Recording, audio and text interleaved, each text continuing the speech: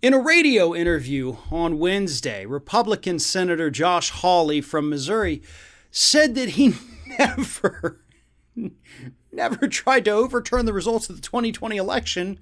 Where'd you goofballs get that info? He totally never did the thing that he literally voted to do, and we all know he voted to do.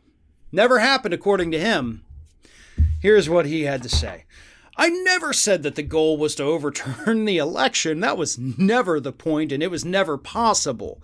What we need to have are elections that are fair, free, and open. And I think Congress needs to do its job and look into election irregularities.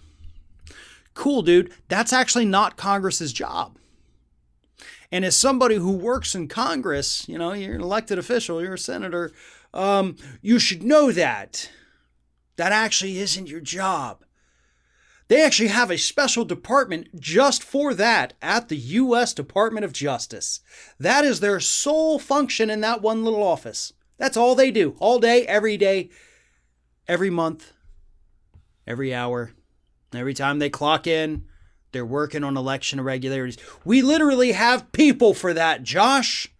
What you did, though, was you sat there in the Senate and they said, here are the electoral votes from the Electoral College, from the state of Pennsylvania. Do we approve these? And you said, no, I do not. I contest them.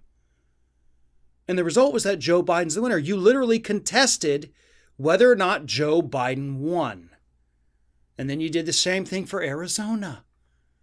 So if you ask me, that's trying to overturn results from the 2020 election because you weren't happy with Pennsylvania. You weren't happy with Arizona. And then when you had your opportunity, because you had to go to, committee, I guess you would call it, deliberations about why these should be rejected, you had nothing. You know what you had? Actually, you did. You brought up the point of you didn't like that they were allowed to vote by mail. That made you sad. Even though, again, in the Constitution, Josh, God bless you're stupid for a sitting U.S. senator. But anyway, in the U.S. Constitution, I'm giving you a little lesson here. It actually grants each individual state the ability to determine how they're going to run their own elections. And we did have a caveat to that, which was the Voting Rights Act of 1965 that said, listen, if you can't run it in a free and fair way, if you're doing something that disenfranchises people of color, we are allowed to step in and fix things. Republicans on the Supreme Court gutted most of that just a few years ago. Not that that would have actually even changed your objections, though. That wouldn't have validated your objections because there was nothing that actually disenfranchised anyone. What you were pissed off about, Josh, was that it enfranchised people, I guess. It brought more people in.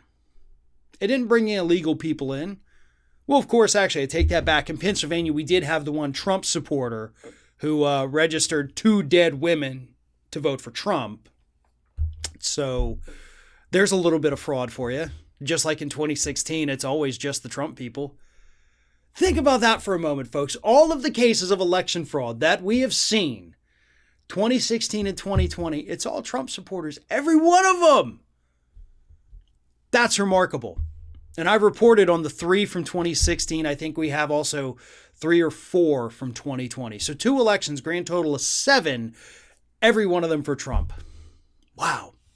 Nevertheless, Hawley goes out there. He understands he's in trouble. He knows people hate him right now. His objection to the election was supposed to be his grand, here I am, America.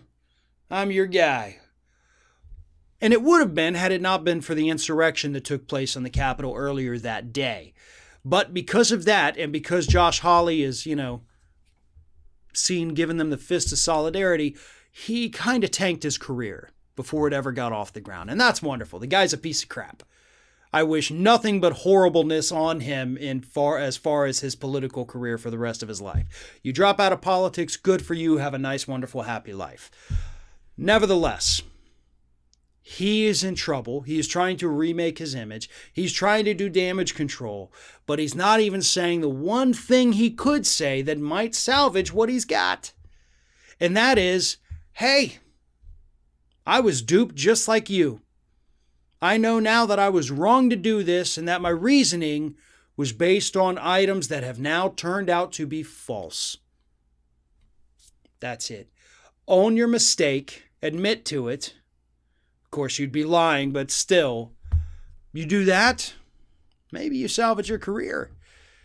But you don't. You keep heading down this path where you have to go on local radio shows and lie about what you did, denying basic reality to Americans. Yeah, keep doing that and see how far that takes your career.